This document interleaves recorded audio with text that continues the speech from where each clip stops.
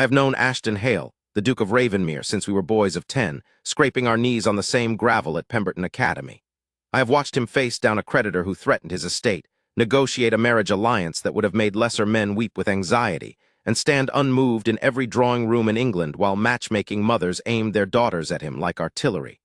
In 32 years of friendship, I have never seen him lose his composure. Not once. Not for anything. That is why I was not remotely prepared for the afternoon I saw him wade, in full riding clothes, into the ornamental pond on the east lawn of Ravenmere Hall, because a young woman he had met approximately 4 minutes earlier was in danger of being bested by a goose. It was not even a large goose. I will tell this story as faithfully as I can, because I was there for all of it, from the first undignified splash to the morning 3 months later when Ashton appeared at my door at 7 in the morning, still wearing his hat, and said, "I am going to propose to her today, and I need you to tell me if the speech is decent." I told him the speech was the finest thing he had ever said. I did not tell him that I had known it would come to this from the moment I saw that young woman stand in the shallows of his pond, hold up one dripping finger, and say to the most feared duke in the northern counties, "You stepped on my boot."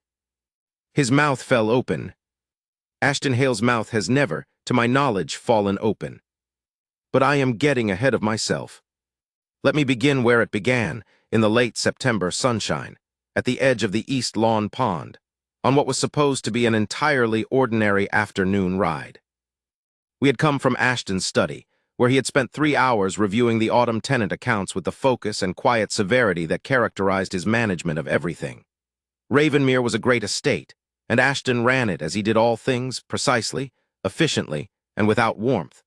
That was what they said of him in the county, that the Duke of Ravenmere was a decent landlord and a dutiful neighbor and a man of considerable fortune and not one drop of lightness. The young ladies who came to his annual harvest supper called him handsome and called him frightening in the same breath. Their mothers called him a very eligible gentleman and kept their daughters at arm's length all the same. He did not seem bothered by this reputation. As far as I could tell, he had built it deliberately, the way one builds a wall stone by stone over years, until it is too thick to see through. We were riding the perimeter of the east lawn when Ashton pulled up short, and I drew up beside him. There was a young woman at the pond's edge. She was perhaps 23 or 4, dressed in a plain gray pelisse that had seen better seasons, with dark hair that had half escaped its pins, likely from whatever exertions had preceded our arrival. She was standing in the shallows, actually in the water, her boots already darkened to the knee, facing off with what I can only describe as the most belligerent goose I have ever encountered. The estate kept several ornamental birds on the east pond. This particular creature was a large gray gander with a disposition that had already driven off 2 undergardeners in the past spring. He had his neck stretched flat and his wings half raised, and he was making the sound of a small but very angry thunderstorm. The young woman was holding a wooden walking stick in front of her like a cavalry officer defending a position, and she appeared to be lecturing him. "I have come," she said in a tone of remarkably patient authority, "for the scarf. That is my scarf. I did not put it there, you put it there, and I require it back." The gander hissed. "I am not afraid of you," she said, which was almost certainly a lie, but she held the stick very steadily. "I am only going to take the scarf, and then I will leave, and you may have the rest of the pond. That is a very generous offer." Ashton had stopped his horse entirely. I glanced at him. His expression was, I am not sure there is a word for it. It was not quite bemusement. It was something that had not been on his face in so long that I had nearly forgotten it existed, arrested attention. "Who," he said quietly, "is that?" "I have no idea," I said. "She appears to be negotiating with your gander." "Negotiating," he repeated. "She is winning, I think." Indeed, the young woman had taken one slow step forward, stick extended, and retrieved what appeared to be a pale blue knitted scarf from the rushes at the gander's feet. She drew it back with the careful focus of a surgeon. The gander screamed. She held her ground. The gander fainted. She did not move. There was a long, terrible standoff. Then the gander turned, ruffled himself, and waddled with magnificent disdain in the other direction. "Ha," the young woman said, very quietly, to no one in particular. She let out a breath. Then she turned, apparently to make her way back to the bank, and discovered that Ashton was sitting on a very large gray horse approximately 20 feet away, looking at her with an expression she had not been expecting. She did not scream. She did not flee. She looked at him with the wary steadiness of someone who has just survived one confrontation and is prepared, if necessary, for another. "Good afternoon," she said. Her voice was level, though the scarf in her hands was dripping onto her skirts. "Good afternoon," Ashton said. There was a pause. "I am trespassing," she said, as though it were a minor administrative detail she was disclosing out of courtesy. "I am aware of that. I crossed the lower gate from Vicar Holt's garden. The scarf blew off in the wind and the bird took it. I intend to leave immediately." "The lower gate," Ashton said. "It was unlocked," she said. "If you intend to prosecute, you should know the latch is broken. I noticed it on the way in." I pressed my lips together. Beside me, Ashton was very still. "The latch," he said.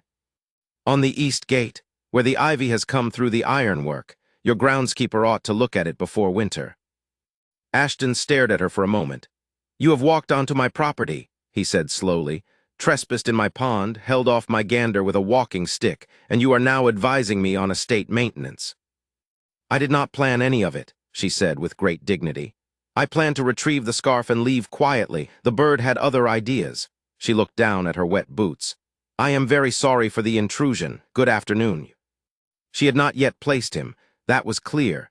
She said it the way one addresses any large man on a horse who might own a pond. Then she took a step toward the bank, and the mud, which had been waiting patiently for this moment, took its opportunity. Her foot went out from under her. It happened fast. She did not scream, but she threw her arms out, and the walking stick went one way, and the scarf went the other, and she went down, not into deep water, mercifully, but solidly into the shallows, in a great cold splash that sent the herons at the far end of the pond shrieking into the sky. Ashton was off his horse before I had fully understood what was happening.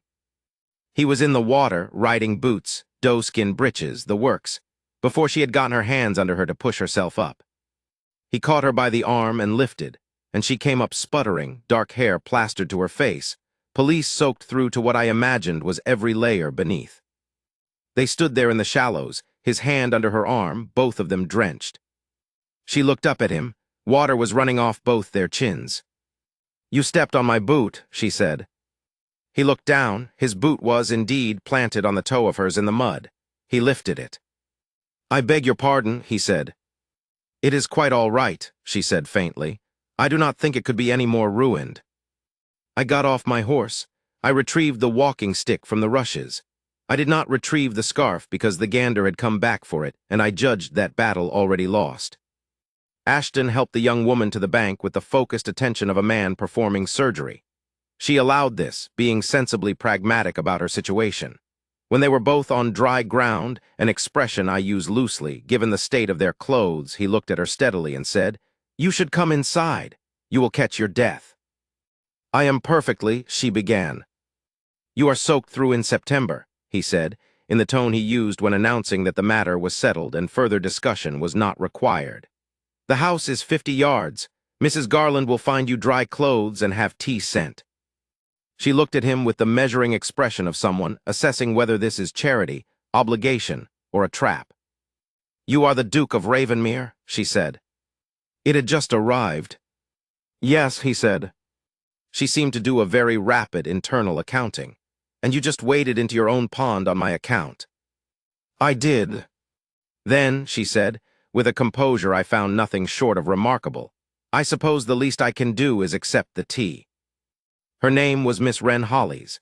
She was the vicar's niece, arrived 6 weeks prior from Shropshire to serve as his companion and household manager while he recovered from a winter chest ailment that had left him slower on his feet than he would admit. She had been at the hall before Vicar Holt attended the harvest supper, and she had come as his escort and sat in the second row and been, as she later described it to me with dry self-possession, invisible in the manner of all plain, useful women at large gatherings. Ashton had not noticed her. He told me this himself later, in a tone that suggested he found this fact personally embarrassing.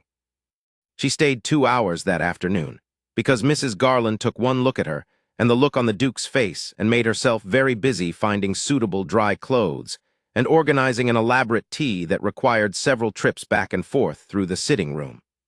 I remained for the first half hour, which was entirely sufficient to understand what was happening. They argued about the east gate latch. She said it needed a smith before the first frost. He said he would look into it. She said that looking into it was how hinges rusted to nothing. He said he was aware of how hinges worked. She said with an airy pleasantness that somehow landed like a rapier, that she hoped so, since it was his gate. His mouth did the thing again, that arrested, helpless thing. I excused myself to see to the horses and left them to it. I will not claim I was surprised. I had watched Ashton for 32 years move through society like a man walking through fog, present, capable, entirely unmoved. Every eligible woman in 4 counties had tried the obvious approaches: beauty, accomplishment, tears, flattery, and in one memorable case, an entirely fabricated ankle sprain that required a duke's arm for support. He had been polite and untouched by all of it. I had occasionally wondered if he was simply made differently, if the part of him that was supposed to want warmth and company had been closed off so long it had stopped existing. What I had not considered was that what Ashton needed was not a woman performing elegance in a ballroom. What he needed was a woman who would stand in his pond and argue with his gander and tell him his gate latch was broken. What he needed, it turned out, was someone who was not trying to impress him at all. She didn't know who he was for 4 full minutes, and in those 4 minutes she had treated him the way she apparently treated everything, with directness and practical good sense, and not one single degree of deference she hadn't decided he'd earned. He didn't know what to do with it. It fascinated him entirely. He sent a note to Vicar Holt the next morning, formally inquiring after the vicar's health and expressing the hope that his niece had not suffered any lasting ill from her afternoon adventure. It was a perfectly correct note, and it was also, I noted when he showed it to me, 4 paragraphs long, which was 3 paragraphs more than any note Ashton had ever written to a neighbor. The vicar replied with gracious thanks. Miss Holly's added a postscript in a different hand.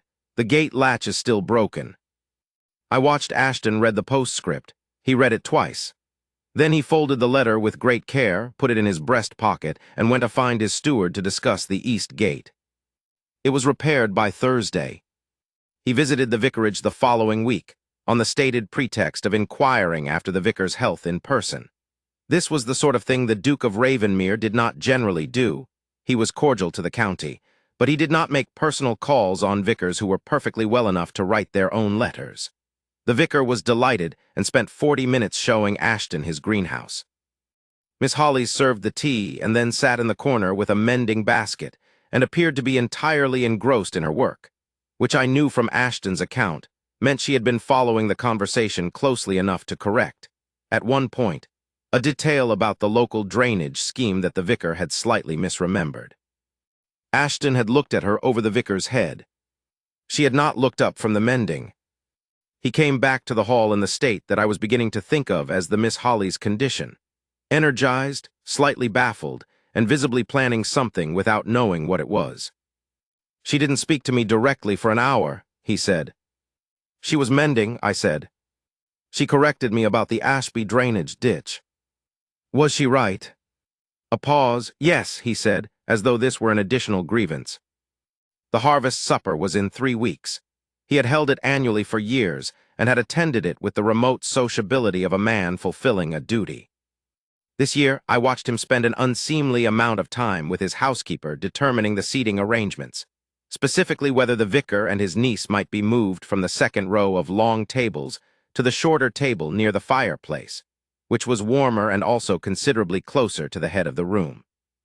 I said nothing. He did not invite commentary. She came to the supper in a deep green gown that was simple and well-fitted and not at all fashionable, and she sat beside the vicar and was pleasant to everyone around her and did not seek the Duke out at all. Ashton spent the first hour of the evening moving through his guests with the mechanical efficiency he always brought to social duties, and I watched him recalibrate his path through the room every 20 minutes, so that he was never more than 10 feet from the fireplace table without ever quite arriving at it. It was the most elaborate not approaching I had ever witnessed from a man of his stature. He finally arrived, accidentally, he would have said. Inevitably, I say, when a neighboring landowner drew him into a conversation about autumn sowing near the fireplace table, and Miss Hollies, who had been quietly discussing something with the vicar, looked up and found the Duke 2 feet away. "Your Grace," she said with a neat curtsy. "Miss Hollies," he said, "I hope the evening finds you well." "Very well, thank you," she said, "and the east gate is holding." The neighboring landowner looked confused. Ashton looked like a man who has just been told something he very much wanted to hear. "I had the smith look at the ironwork as well," he said. "I noticed," she said. There was something in her eyes, not flirtation exactly, but acknowledgement. The bright, wary acknowledgement of someone who has noticed that a man has done a thing he did not have to do. The neighboring landowner excused himself. They talked for 20 minutes about drainage schemes, the vicar's chest ailment, the proper management of ornamental ponds in autumn, and the gander, whom she had apparently made a separate peace with on a subsequent afternoon walk past the lower gate. Ashton listened to her with the focused attention he gave to his most important letters.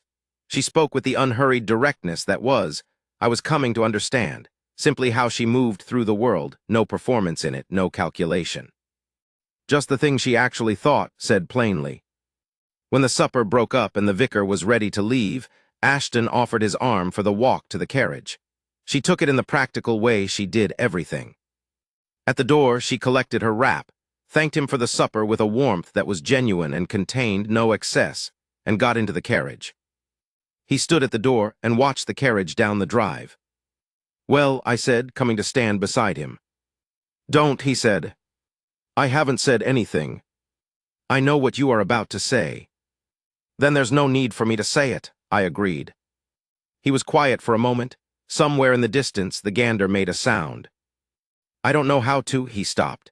Ashton Hale, who could address a room of 200 without a note, stopped in the middle of a sentence as though the words had simply run out. She isn't trying to." "No," I said, "she isn't." "It's another stop." "Yes," I said, "it rather is." He went inside. I finished my brandy in considerable private satisfaction and went to find my coat. I ought to say something about the days immediately following the harvest supper, because they were instructive in ways that only became clear in retrospect. Ashton went back to his study the morning after and worked for 6 hours with unusual industry.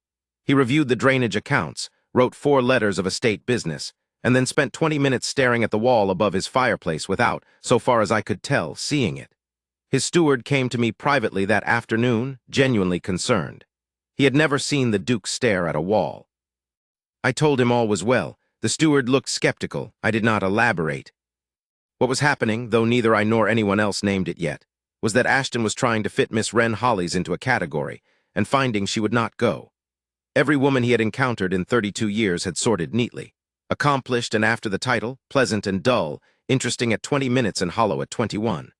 The categories were not cruel, they were simply true, and they had kept the wall intact because nothing had ever come along that the wall was not designed for. Miss Hollies kept arriving at the wall and then simply not being stopped by it. She wasn't trying to get over it. She wasn't even looking at it. She was standing on the other side of it talking about drainage schemes, and somehow that was more disorienting than any direct assault could have been. He sent for me the second morning. "She is not," he started in the study with the fire going and the accounts pushed to one side. "No," I agreed. "I mean to say she doesn't." "She doesn't," I said. He looked at me. "You could let me finish a sentence." "I could," I said, "but you seem to be doing well enough without finishing them." He made a sound that in a lesser man would have been called a groan. "She told the gander his offer was generous," he said. "What manner of woman tells a gander his offer is generous?" "A practical one," I said. "She was managing a negotiation. You give the other party something before you take the thing you want. It's actually quite sound." The other party was a goose. Gander and the principal held, she got the scarf. A long silence. Ashton turned his pen in his hand. "She didn't know who I was," he said. "For those first minutes. She spoke to me as though I were a man on a horse who had walked into her pond." "You had walked into her pond," I said, "more or less." "My pond," he said. "Details," I said. He set the pen down. He looked at the wall again. Then, with the air of a man making a decision that surprises even himself, he stood up and told his steward he would be riding toward the village and would return before evening. He was back before 3. He would not tell me what he had done. I found out a week later from the vicar's cook that the Duke of Ravenmere had ridden into the village on a Tuesday morning, gone to the lending library, and asked the librarian what books were most often requested.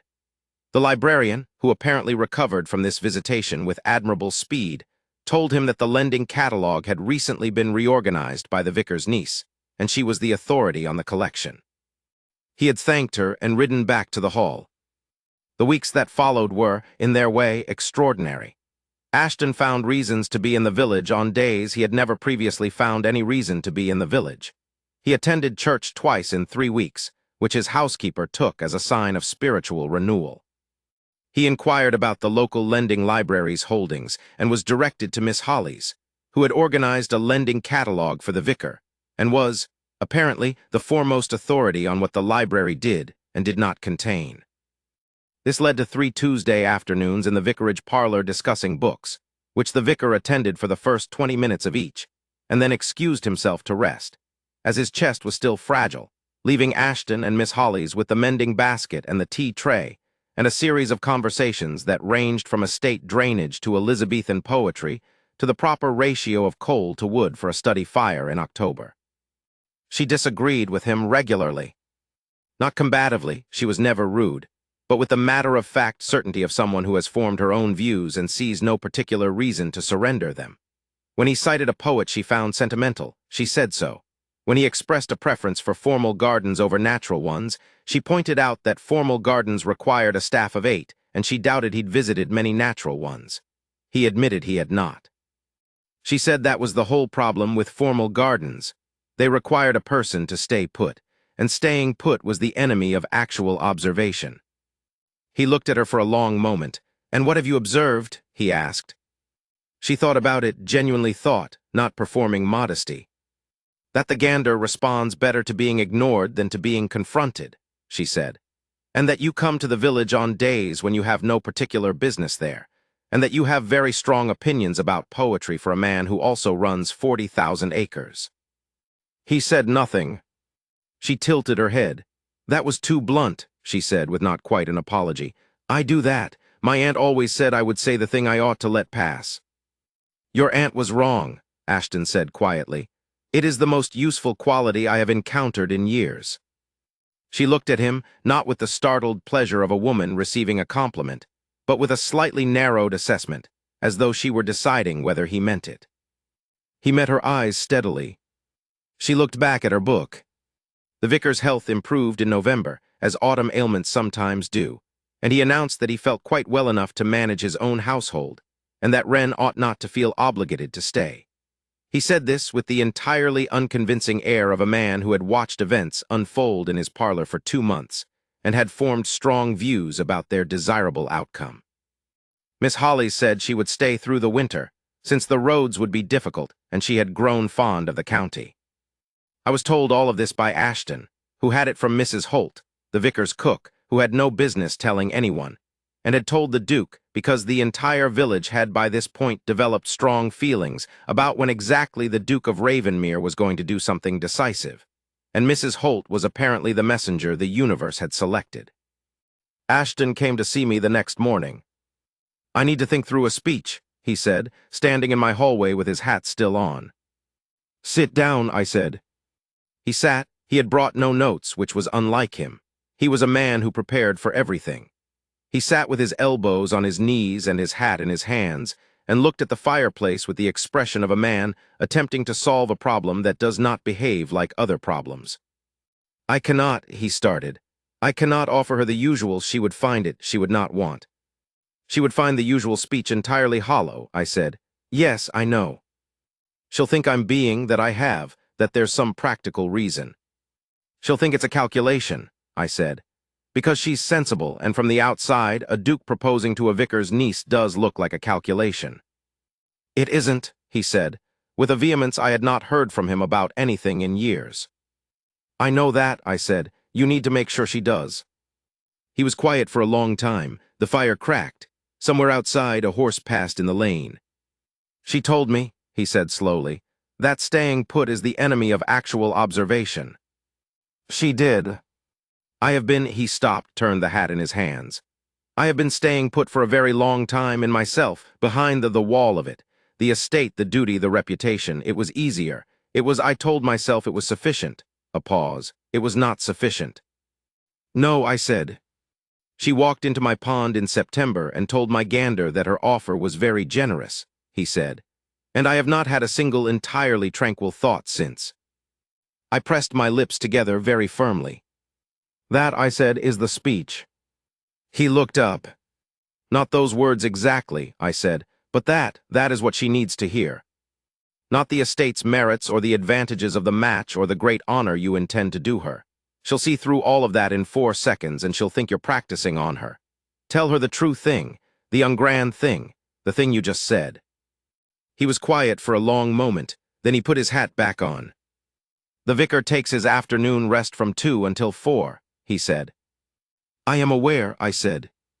He left, I sat by my fire and waited. He told me afterward, that evening when he came back, and he had clearly walked the long way twice to settle himself, that he had found her in the vicarage garden in her gray pelisse with her mending basket, because the afternoon was mild for November and she liked the light. He had gone through the garden gate, which was properly latched, he noted, and she had looked up with her measuring expression and said, "The vicar is resting." I know, he said, I came to speak with you. She set down her mending with the careful attentiveness she gave to things she was taking seriously. She waited. He told her that he had spent 32 years being a duke in the manner that seemed most appropriate to the role, efficiently and distantly, and with a wall around the part of him that might have wanted something different. He told her that he had not known the wall was there until September, when she had walked out of his pond with a rescued scarf, and told him his gate latch was broken. He told her that he had repaired the gate because she was right, and because it had given him an excuse to think about her on a Tuesday, and that he had visited the vicarage under the guise of the vicar's health, because he was not yet brave enough to say directly that he had not been able to stop thinking about her since the gander. I am not offering you the usual speech, he said. I do not think you would want it, and I do not think you would believe it, and I find I cannot say untrue things to you. What I can tell you is that I am better at being present in a room, better at being present in my own life since September. I believe that is your doing, and I would very much like it to continue if you are willing. There was a silence. You are proposing to me, she said. Yes, he said. Because of a duck, she said. A gander, he said, but yes, broadly speaking. She looked at him for a long moment, the full, assessing look she gave to everything, the one that made him feel that she was not looking at the Duke of Ravenmere, but at the man inside, which was both the most uncomfortable and the most welcome thing he had ever experienced. The gate latch, she said. You had it repaired by Thursday. I did. And the ironwork. And the ironwork. You came to church twice in 3 weeks. I did, he said. The sermons were very. The sermons are perfectly adequate, she said. My uncle writes good sermons. That was not why you came. No, he admitted. It was not. Another silence. The November garden was very still. A leaf came down. I do not want the estate's merits, she said slowly, or a speech about advantages. I want, she stopped, and for the first time in all their months of conversation, she looked slightly unsure of her own words. I want to believe you came to church because you wanted to be in the same room, she said quietly, and not because it was useful. It was never useful, he said. I am not good at sermons. I spent them thinking about drainage schemes. A pause, then she laughed a real laugh, sudden and warm and quickly contained, but it had been there. And about you, he said, mostly about you. She looked at him, he looked at her. The garden was very quiet. Yes, she said. Yes, he said. Yes, she said again, with the practical certainty that was. He had come to understand how she said the things she had decided beyond question. But I will continue to tell you when the gate is broken. I would be disappointed if you didn't, he said. That was November. They were married in the village church in January, with the vicar officiating and not even attempting to disguise his satisfaction. She wore a cream gown that suited her better than any fashionable thing would have, and she walked down the aisle with the same direct, unhurried step she walked everywhere. Ashton waited at the front with an expression I had not seen on him since boyhood. Not the controlled public face, not the Duke's composed exterior, but the real face underneath, which was alert and warm and a little overwhelmed. When she reached him, she looked at him squarely. "The latch on the church gate is stiff," she said very quietly for him alone. He pressed his lips together, his eyes creased. "I will see to it," he said. "I know," she said. "That's why I told you." She is the Duchess of Ravenmere now, and the East Lawn gander has been retired to a separate pen at her request, because she felt his temperament was unsuited to public ornamental duties and he would be happier with more space. Ashton consented without argument. He would consent to a great many things without argument now, which the county regards with a kind of astonished reverence. The most feared duke in the northern counties, softened by a vicar's niece in a gray pelisse.